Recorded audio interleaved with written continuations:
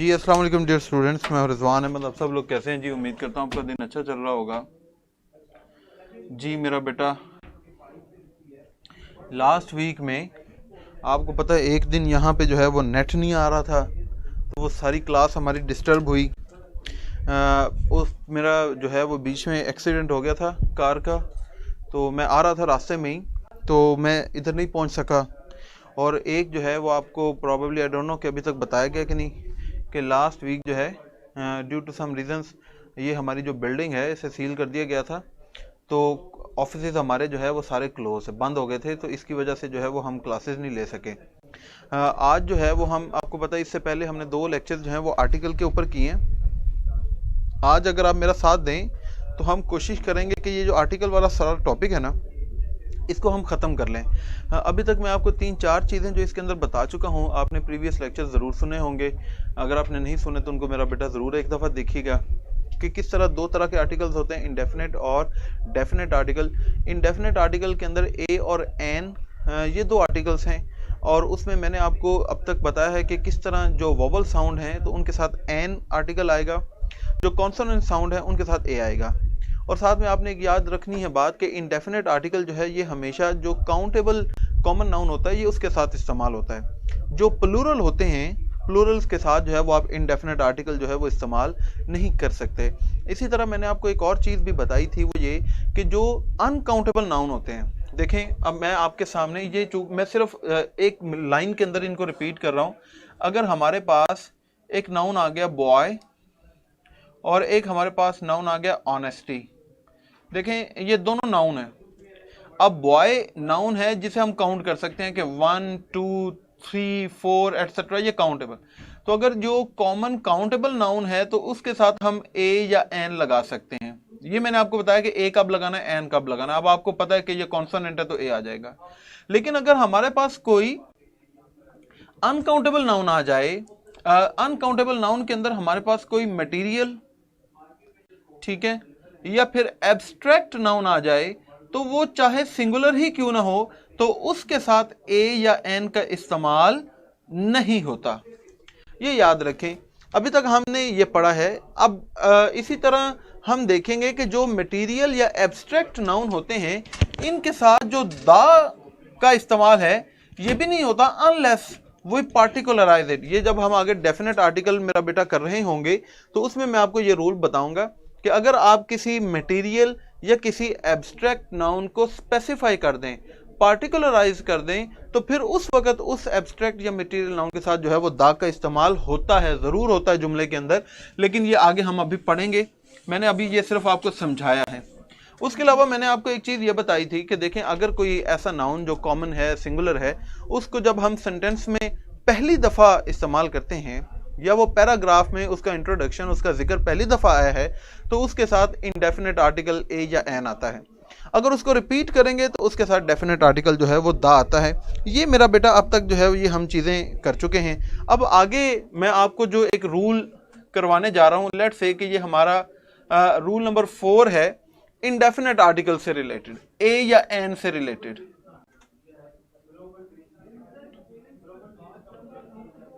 ये बहुत आसान चीजें, मैं इनको क्विकली करवाना चाहूंगा। इसमें है कि when a noun is used as an example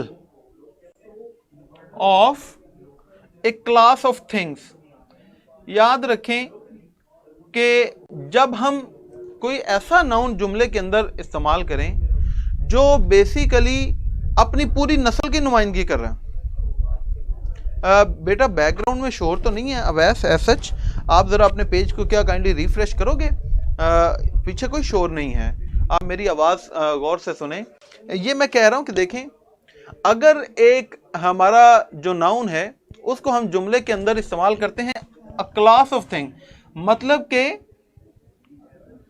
represented as a singular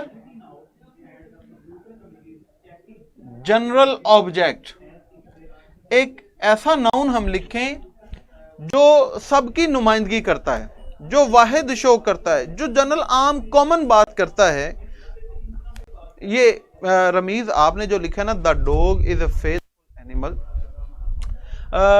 ये आपकी बात सही है, लेकिन इसके अंदर हमने डेफिनेट आर्टिकल यूज किया है द, हम रूल कर रहे हैं इनडेफिनेट आर्टिकल का।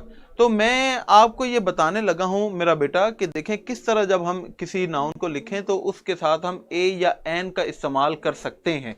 एग्जांपल देखें, जैसे मैं कहूं river flows through the parts of villages and towns. ये गौर से देखिएगा इस एग्जाम्पल को, ये ऊपर जिस बच्चे ने ये जो लिखा था the dog is a faithful animal, ये एग्जाम्पल मैंने उसके लिए लिखी है, शायद ये रमीज ने लिखा था। जी रमीज बेटा इधर देखो, वो जो आपने जो एग्जाम्पल लिखी है उसमें वो अपनी सारी जो क्लास है उसको रिप्रेजेंट कर रहा है, स्पेसिफाई। हम यहाँ पर जो है वो डॉग की ही बात कर रहे हैं, उसी एनिमल की बात कर रहे हैं। यहाँ पर बेसिकली वो एज सच जो है वो स्पेसिफाई नहीं करता। जब हम ये सेंटेंस लिखते हैं कि river flows through the parts of villages and towns, तो इसका मतलब है एनी रिवर, कोई भी रिवर। यहाँ पे हम स्पेसिफाई नहीं कर रहे, यहाँ पे हम जनरलाइज कर रहे हैं। जी मेरा बेटा, तो फिर ये क्या हो जाएगा, अ रिवर, सॉरी जी सॉरी जी, a river flows through parts of villages and towns. जी बिल्कुल ज़रफ़शान। अब देखें यहां पे जब ये ने इसके साथ ये इंडेफिनेट आर्टिकल ए लगाया है तो इसका मतलब है कि कोई भी दरिया, हम स्पेसिफाई नहीं कर रहे, कोई भी दरिया, ये हम उसको जनरलाइज कर लिया, हमने उसको कॉमन सेंस के अंदर जो है वो इस्तेमाल किया। अब देखें ना, इसी तरह मैं कहूं an oak tree grows to a huge size. ये एग्जांपल देखें, एन ओक ट्री, एक जो ओक का दरख्त है, बैद का दरख्त है, इसका मतलब है कि कोई भी बैद का दरख्त, कोई भी। तो हम यहां पर जो है वो स्पेसिफाई एक दरख्त की बात नहीं कर रहे, हम किसी भी जो है उसकी बात कर रहे हैं। आगे चलते हैं, देखें जैसे मैं कहूं अ काउ हैज हॉर्न्स, गाय जो है उसके सींग होते हैं, इसका मतलब है कि ये हमने जनरलाइज कर लिया है, ये हमने एक कॉमन बात की है। तो यहां पर सब गाय, सबकी बात की जा रही है। तो हमारा ये रूल जो आपको मैंने अब यहां पर करवाया है कि इंडेफिनेट आर्टिकल ए और an is used as an example of a class of thing, कि जब कोई ऐसा नाउन हम इस्तेमाल करें जो basically a class of things की मिसाल के तौर पर जो है वो इस्तेमाल किया जाए, तो उसके साथ जो है वो ए या एन का इस्तेमाल किया जाता है। ये बहुत आसान है।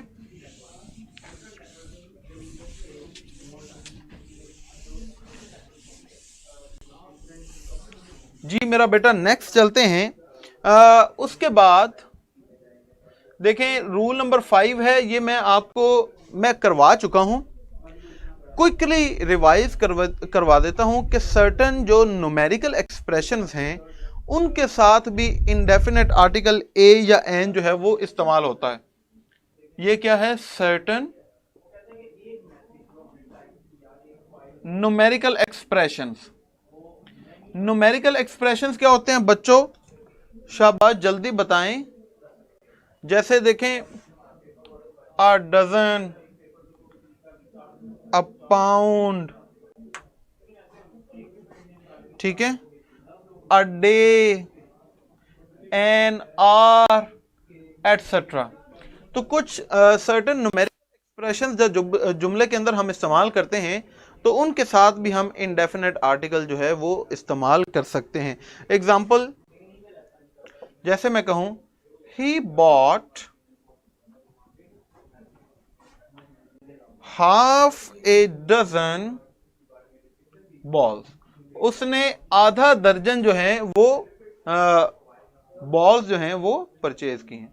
आपने रूल नंबर 3 बेटा हैदर, ये चीजें मैं करवा चुका हुआ हूं, जो मैं करवा रहा हूं सिर्फ उसके ऊपर गौर करें।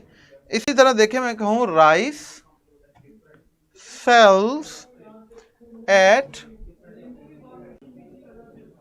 50 रुपीज अ किलो, ठीक है, 1 किलो के दर्जन या 1 दर्जन हो जाए, 1 किलो हो जाए, तो जब भी कोई आप न्यूमेरिकल एक्सप्रेशन यूज करते हैं तो उसके साथ इंडेफिनेट आर्टिकल जो है वो इस्तेमाल किया जा सकता है। एक और देखें, जैसे मैं कहूं ही अर्न्स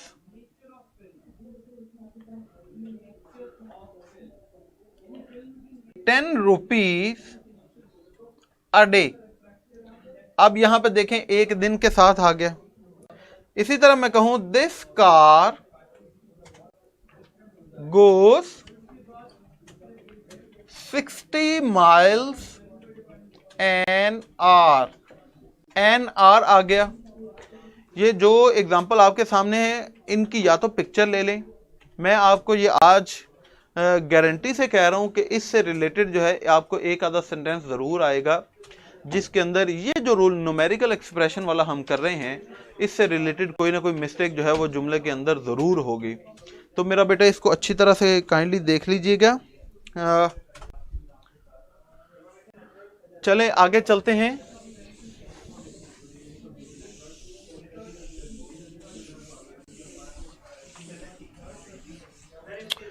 आगे हमारे पास रूल नंबर 6 आ जाता है। वो ये है, ये भी मैं आपको करवा चुका हूं बाय द वे, बहुत सारी चीजें सिर्फ जो है वो रिवाइज हो रही हैं कि it is used with the positive degree of an adjective, not with comparative या फिर सुपरलेटिव डिग्री।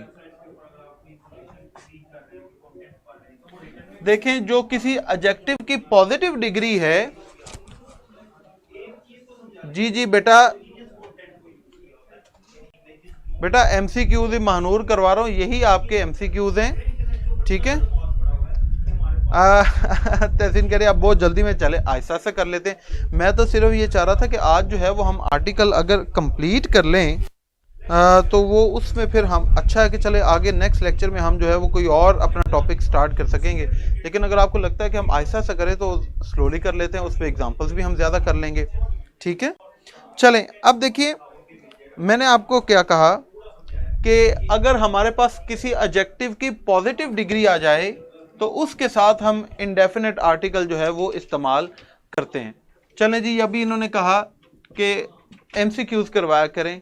ये ज़रा बेटा महानूर देखना, मैं कहूँ she is dash brave girl. अब देखें यहां पर ये हमने, ये नाउन है हमारा, नाउन के साथ एक हमने एडजेक्टिव यूज किया है। अब ये एडजेक्टिव की कौन सी डिग्री यूज की है? पॉजिटिव डिग्री यूज की है। तो जब किसी एडजेक्टिव की पॉजिटिव डिग्री इस्तेमाल की जाए,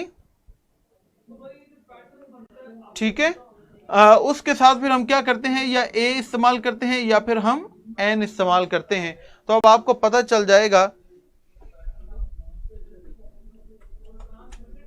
अच्छा जी, क्या कह रहे हैं?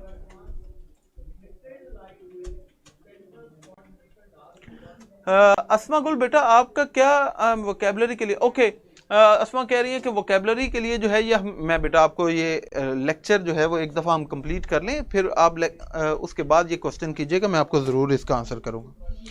अच्छा जी, अब आपको ये चीज़ समझ आ गई। इसके अंदर एक एक्सेप्शन ये है, इफ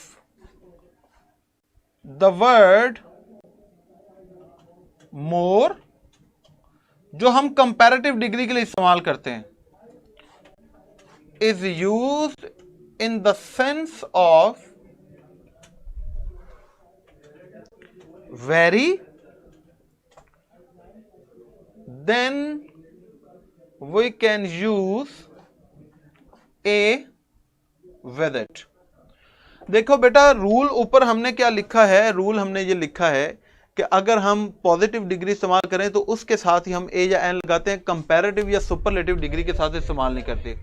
अब इसके अंदर एक्सेप्शन ये है कि अगर हम एक कंपैरेटिव डिग्री इस्तेमाल करें जिसके अंदर हम ये मोर वर्ड साथ लिख रहे हैं, और अगर उस सेंटेंस के अंदर मोर का जो मतलब है वो बेसिकली वो वेरी की सेंस में इस्तेमाल हुआ है, अगर सेंटेंस के अंदर मोर वर्ड वेरी की सेंस में इस्तेमाल होता है तो फिर उस सेंटेंस के अंदर हम मोर के साथ ए लगाते हैं। एग्जाम्पल देखें,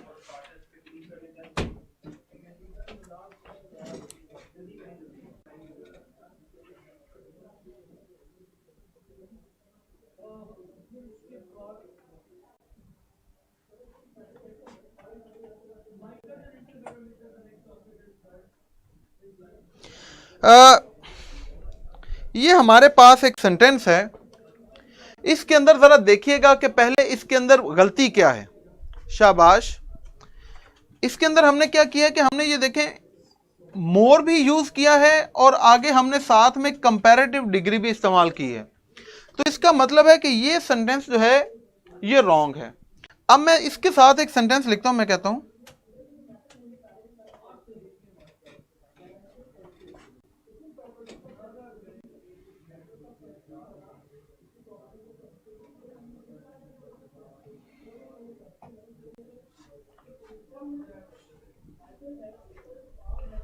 जी बेटा, मेरी आवाज़ का जो है वो एज सच कोई इशू नहीं है।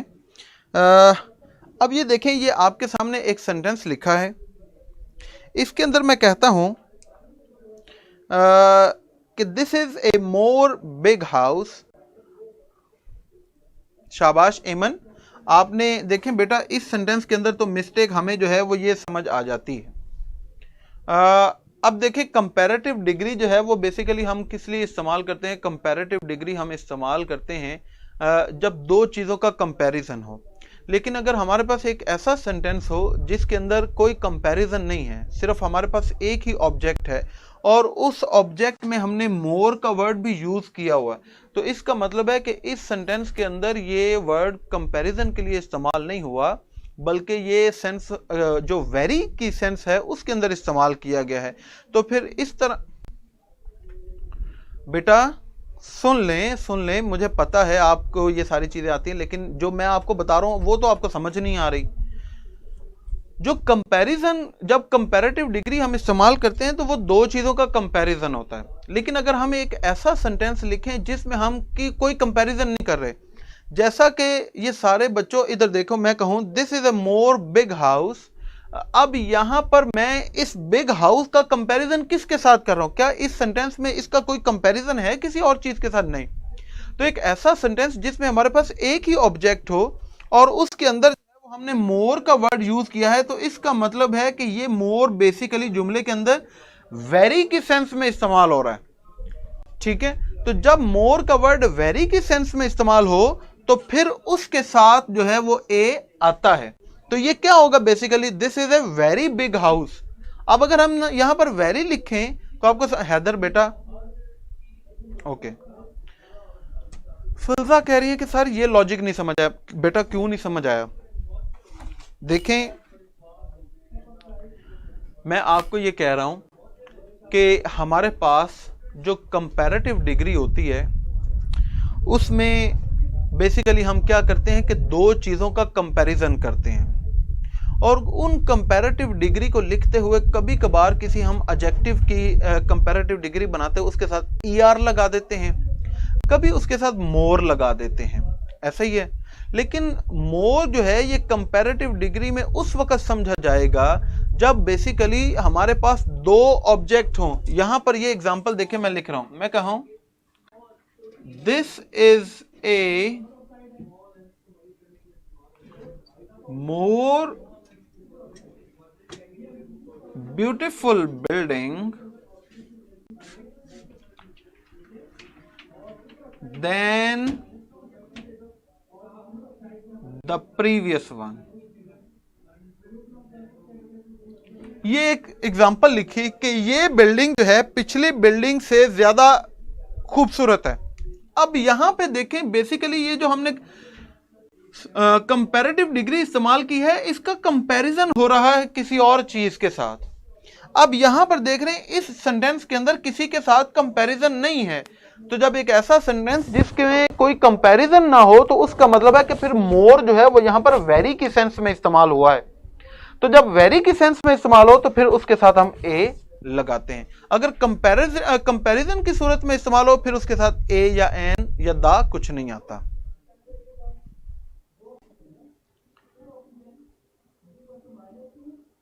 हाँ जी, समझ आ गई अब सबको? अच्छा जी,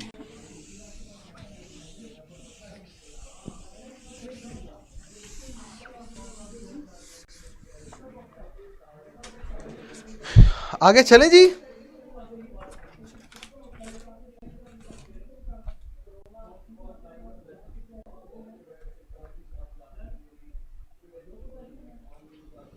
चले, ओके, आगे हमारे पास रूल नंबर 7 है। In certain phrases like a lot of, a few, a little, a great, many, etc. ये कुछ फ्रेजेस हैं, इनके साथ हमेशा जो है ये इंडेफिनेट आर्टिकल ए इस्तेमाल होता है, जो आपके सामने मैंने लिखी हैं। A lot of, a few, a little, a great many. ये फ्रेजेस जब इनके साथ हम ए लगाते हैं तो इनमें से कुछ हैं जिनका मतलब बिल्कुल ही चेंज हो जाता है। जैसे कि देखें, हमारे पास एक वर्ड है फ्यू। फ्यू का मतलब होता है ना होने के बराबर, गिनती में भी नहीं आते, कि जैसे आई हैव फ्यू फ्रेंड्स। अब मैं अगर ये लिख रहा हूं तो इसका मतलब है कि ये बेसिकली नेगेटिव सेंस में इस्तेमाल हुआ है। अगर मैं इसको पॉजिटिव सेंटेंस में लिखना चाहता हूं तो फिर उसके साथ मुझे ए का इस्तेमाल करना पड़ेगा। मैं कहूं I have a few friends, मेरे चंद दोस्त हैं। अब यहां पर इसका मतलब है चंद हैं। अगर फ्यू से पहले ए नहीं लगाएंगे तो इसका मतलब है ना होने के बराबर, बिल्कुल भी नहीं है।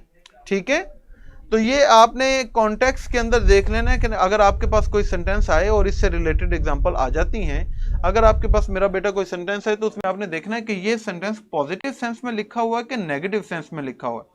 अगर वो नेगेटिव सेंस में लिखा हुआ है तो फिर यहां पर ए नहीं आएगा। अगर वो पॉजिटिव सेंस में लिखा हुआ है तो फिर उसके साथ जो है वो ए जरूर आएगा। अच्छा जी, ये बिल्कुल मैं आपको बताता हूं बेटा। ये एक बच्चे ने कहा जी कि अ ग्रेट मैनी का कोई जो है वो बना दें। मैं बना देता हूं, देखें, a great many main come here. ये जब हम सब्जेक्ट वर्ब एग्रीमेंट कर रहे थे उस वक्त भी मैंने आपको ये करवाया था। देखिए, बेसिकली ये जो फ्रेज है ना, अ ग्रेट मैनी, इसके बाद हमारा जो नाउन है वो प्लूरल में लिखा जाता है, लेकिन ये याद रखें इसमें हमारा जो वर्ब होता है वो कौन से सेंस में आता है, ये आपको याद है कि नहीं? बताएं मुझे जल्दी से। ये सब्जेक्ट वर्ब एग्रीमेंट के अंदर मैंने आपको करवाया था।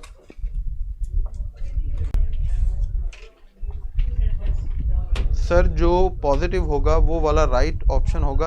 ओके हैदर, देखें, नहीं बेटा, आपको सेंटेंस जब आप पढ़ रहे होंगे ना तो आपको समझ आ जाएगी कि इसके अंदर जो है ये पॉजिटिव सेंटेंस लिखा हुआ है या ये नेगेटिव लिखा हुआ है। ठीक है, तो अगर तो उससे पहले जो बात चल रही है वो अगर नेगेटिव चल रही है तो फिर आप उसमें वो जो अगर फर्ज कर लें उसने ऑफ यू लिखा हुआ है तो वो आपकी मिस्टेक होगी। अगर इससे पहले सेंटेंस पॉजिटिव चल रहा है तो फिर आपकी ये मिस्टेक जो है वो कंसीडर नहीं की जाएगी। अच्छा जी, चलें, बात सुने मेरा बेटा।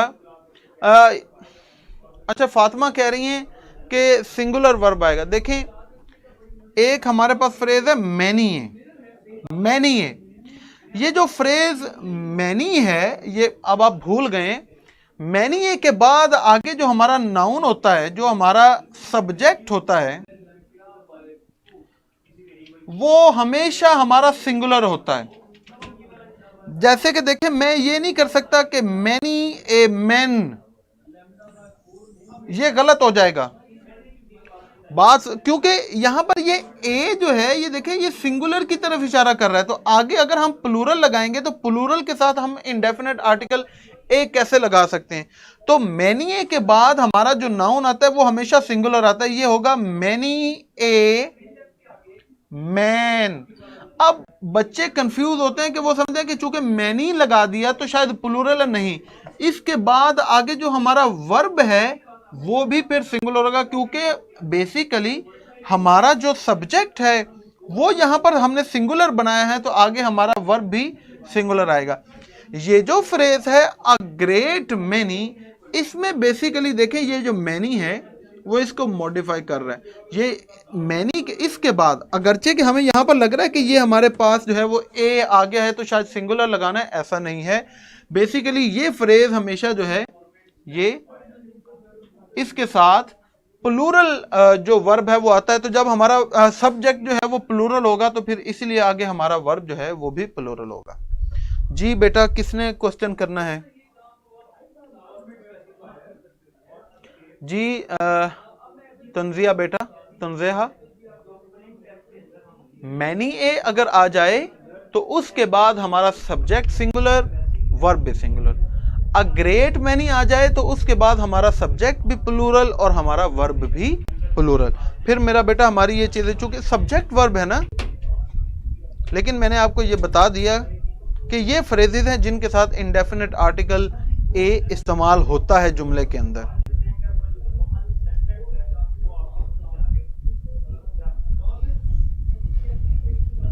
यस, शाबाश। देखें, मैनी ए अगर आ जाए तो सिंगुलर, अगर मैनी जो है उसके बाद ए आया है तो सिंगुलर, अगर मैनी के बाद ए नहीं है, उससे पहले है, तो फिर आगे हमारा जो है वो प्लूरल आ जाएगा। चले, क्लियर हो गया, आगे चलते हैं। अच्छा मोहम्मद बेटा, देख लेता हूं। देखो भाई, पहले इतने काम होते हैं, ऊपर से आप लोगों के बाकी क्लासेस के सब के मैसेंजर के ऊपर मैसेजेस।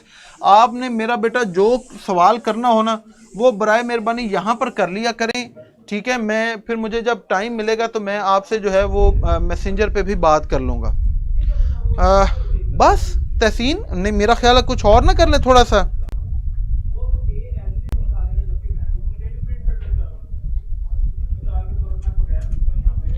क्यों तहसीन बेटा, मैं तो कह रहा हूँ कि अभी कुछ और भी थोड़ा सा कर लेते हैं।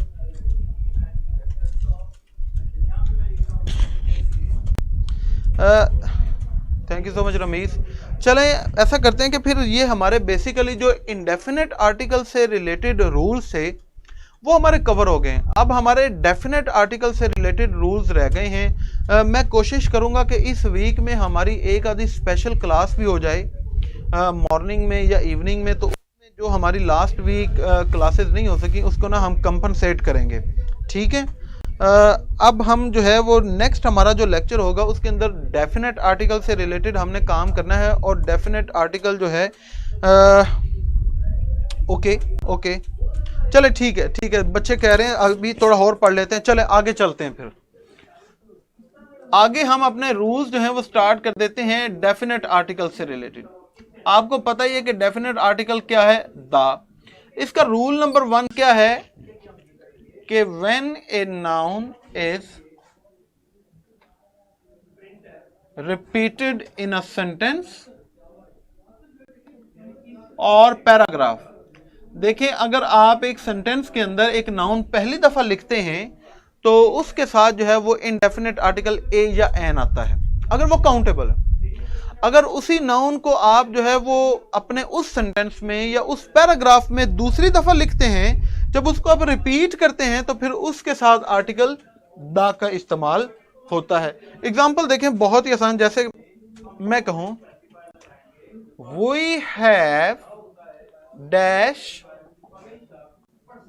Library in our house and, चले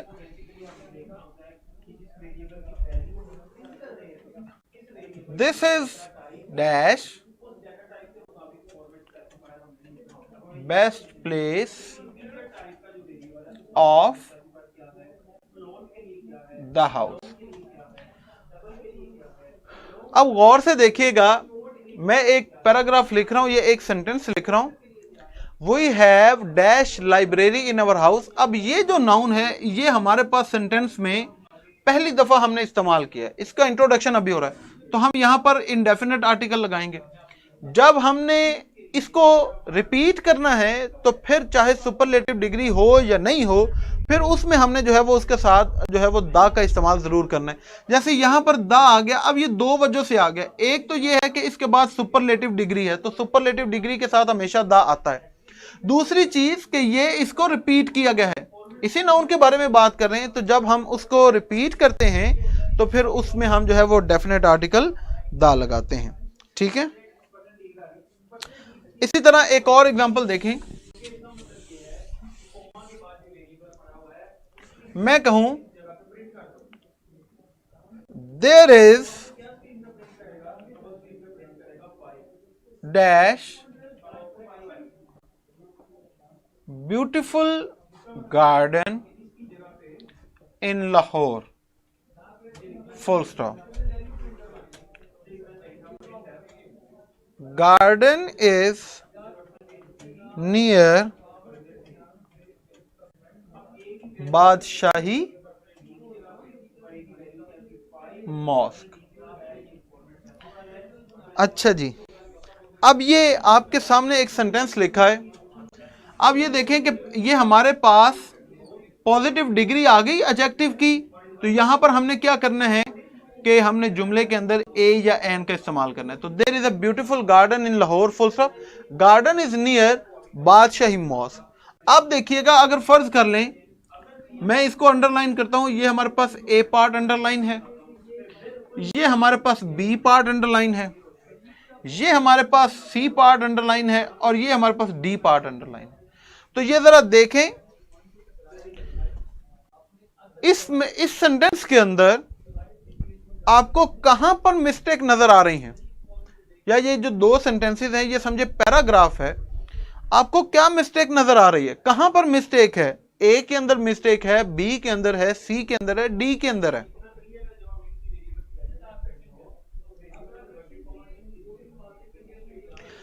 शाबाश। अब देखें यहां पर हम गार्डन को पहली दफा इंट्रोड्यूस करवा रहे हैं, तो उसके साथ इंडेफिनेट आर्टिकल आएगा। जब इसी नाउन को हम रिपीट करेंगे तो उसमें फिर हमने उसके साथ दा लगाना है। तो there is a beautiful garden in Lahore, the garden, इसका मतलब है the very garden we have already discussed in our paragraph. ठीक है, तो ये वही उसी बात की हम जो है वो अगले सेंटेंस के अंदर, इस पैराग्राफ के अंदर बात कर रहे हैं। तो जब भी कोई नाउन रिपीट किया जाता है किसी भी सेंटेंस के अंदर, तो फिर उसमें हम डेफिनेट आर्टिकल, जो पहली दफा अगर वो कॉमन नाउन होगा, सिंगुलर होगा, तो उसके साथ फिर इंडेफिनेट आर्टिकल आएगा। शाबाश। अच्छा जी, ये अगला जो मैं आपको इसका सेकंड रूल करवाने लगा हूं, ये बहुत इंपॉर्टेंट है, इसको आपने अच्छी तरह समझ लेना। ना समझ आए तो चाहे मेरे से मेरा बेटा 10 दफा पूछो, नो प्रॉब्लम, लेकिन ये आज आपको जो ये वाला रूल क्लियर होना चाहिए जो अभी हम करने लगे हैं, वो ये है कि the is used with a noun which is the only one of its kind in a given situation। अब देखें, ये आप लोगों के जहन में ये बड़ी दफा सवाल पैदा हो सकता है कि अभी जब हम ये बात कर रहे हैं कि हमारे पास इंडेफिनेट आर्टिकल जो है वो ऐसे नाउन के साथ आता है जो कॉमन होता है, सिंगुलर होता है, जो पहली दफा इस्तेमाल होता है, लेकिन हम लिखते हुए कई दफा ऐसा करते हैं कि एक ऐसा नाउन हम लिखते हैं जिसको हम जुमले में पहली दफा लिख रहे हैं, लेकिन उसके साथ हम ए या एन नहीं लगाते, हम उसके साथ दा का वर्ड जो है वो यूज करते हैं। ऐसा क्यों है? वो रूल इसलिए है क्योंकि अगर हमारे पास जुमले के अंदर बयान किया गया जो नाउन है, it is only one of its kind in a situation, कि हम जिसकी बात कर रहे हैं वो उसके बारे में सबको इल्म है कि वो वही है, उसके अलावा और कोई नहीं हो सकता। जब सर्टेनिटी आ जाए, इसका मतलब है हमने पार्टिकुलराइज भी कर लिया। जब उस नाउन के बारे में यकीन हो कि इस जैसा और कोई नहीं है इस सिचुएशन के अंदर, तो फिर उसके साथ जो है वो, चाहे उसको हम पहली दफा भी लिखें, उसके साथ हम जो है वो हमेशा दा का वर्ड यूज करते हैं। एग्जांपल देखें, आपको भी समझ आ जाएगी। मैं कहूं dash principal is in his office. अब देखो, जब हमने ये सेंटेंस लिखा है dash principal is in his office, अब प्रिंसिपल जिसकी हम बात कर रहे हैं, सेंटेंस में हम बता रहे हैं ना किसी को कि प्रिंसिपल ऑफिस में है, तो मुझे बताएं किसी भी इंस्टीट्यूशन के अंदर कितने प्रिंसिपल होते हैं? इस सिचुएशन के अंदर जिस प्रिंसिपल का जिक्र कर रहे हैं उसका पता है ना, उस जैसा और कोई नहीं है, वही है। तो फिर ऐसा noun which is only one of its kind in the given situation, तो उसके साथ फिर आर्टिकल दा जो है वो जरूर आता है। वो चाहे पहली दफा लिखें, दूसरी दफा लिखें, फिर उसके साथ जो है वो आपको दा लगाना पड़ता है। इसी तरह देखें, मैं कहूं dash hospital is in the town, full stop. अस्पताल जो है वो शहर में है।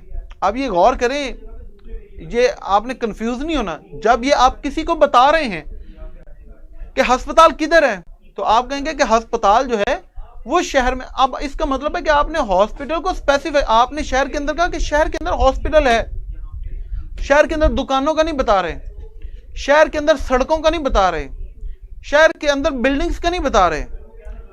जी बेटा कामिल, हम इसके ऊपर 3-4 हम बात कर रहे हैं अस्पताल की। The hospital is in the town, के अस्पताल जो है, तो यहां पर हमने स्पेसिफाई कर दिया शहर के अंदर और भी बिल्डिंग्स, लेकिन हम यहां पर सिर्फ हॉस्पिटल की बात कर रहे हैं। ठीक है, तो इसलिए जो है वो यहां पर के साथ भी दा जो है वो आएगा। इसी तरह देखें, मैं कहूं dash railway station is 10 kilometers away।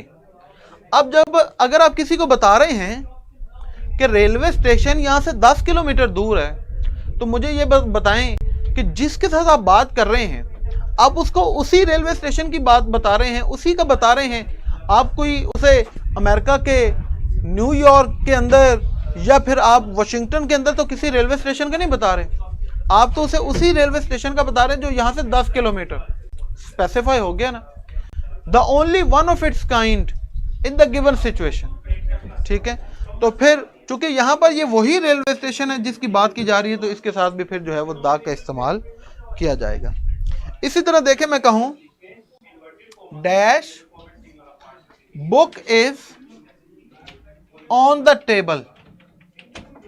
जब आप किसी को बता रहे हैं किताब मेज पर पड़ी है, तो उसको आप बता रहे हैं कि वो वाली किताब, कोई किताब नहीं। आपसे पूछा जा रहा है कि वेयर इज माई बुक, मेरी किताब किधर है, वेयर इज द बुक, वो किताब किधर है।